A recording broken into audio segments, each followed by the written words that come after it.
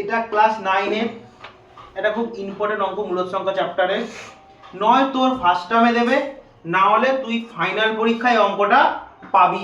ঠিক আছে, যে কোনোতে একবার পাবি অঙ্কটা। খুব ইম্পর্টেন্ট একটা শর্ট কোশ্চেন টাইপের অঙ্ক। ঠিক আছে, অঙ্কটা করাই। 27 কার কিউব হয়? 3 এর কিউব। কার কিউব হয়? 3 এর কিউব। ফার্স্টে কি দেখ, 27 to the power x equal to to the power y হলে x টু y এর মান বার করে, তাই তো? আগে ফার্স্ট 27 কে ভাঙা যায়, ফার্স্ট দুটো পাওয়ারকে আগে বেসকে সমান করব। কি করব? আগে বেসগুলোকে সমান করব, তাই তো? কর।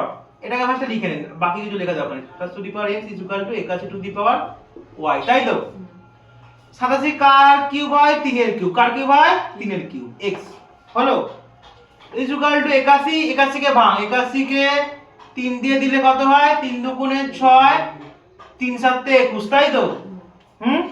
তারপর কি হয়? 3 দিয়ে দিলে 9, 3 দিয়ে দিলে 3 3 9, তাই তো? তাই 3 টু দি পাওয়ার 4 আছে। কত? 3 to the power 4। 3 to the power 4 y হলো। দেখ দুটোর বেস তো সমান। দা 3 টু দি আগে ভাষা গুণ করে বার করি। এটা গুণ হবে তো? 3 টু দি পাওয়ার 3x, তাই তো?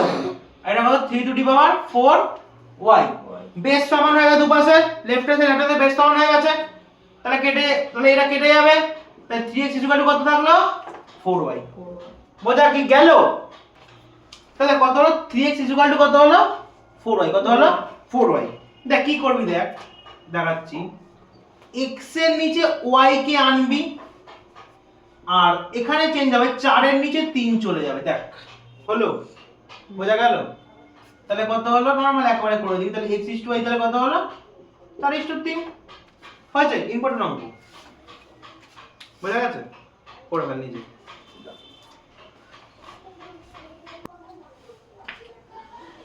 মূলদ সংখ্যার এই অঙ্কটা খুব ইম্পর্টেন্ট। ঠিক আছে, আসতে পারে পরীক্ষাতে, নয় ফার্স্ট টার্ম, নয় লাস্ট টার্ম, নয় থার্ড টার্ম, ফাইনাল পরীক্ষা। ঠিক আছে, দেখ এটা কি বলেছে, দেখ এখানে একটা, দেখ একটা ছাড়া দেখেছিস, একটা কি আছে, ব্র্যাকেট ছাড়া আছে, একটা দেখ ব্র্যাকেটের মধ্যে আছে। বুঝতে পেরেছিস?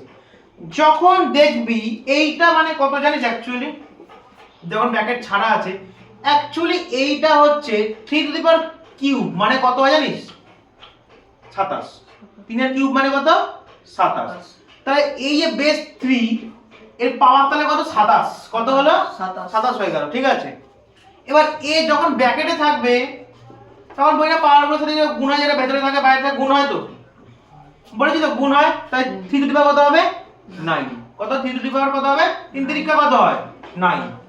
তাহলে বল এখানে কোনটা বড়? পাওয়ার নিশ্চয় হবে 27। এটা 27 টাইমস, এটা 9 টাইমস, মানে 3 to the power 27 R 3 to the পাওয়ার কত আছে?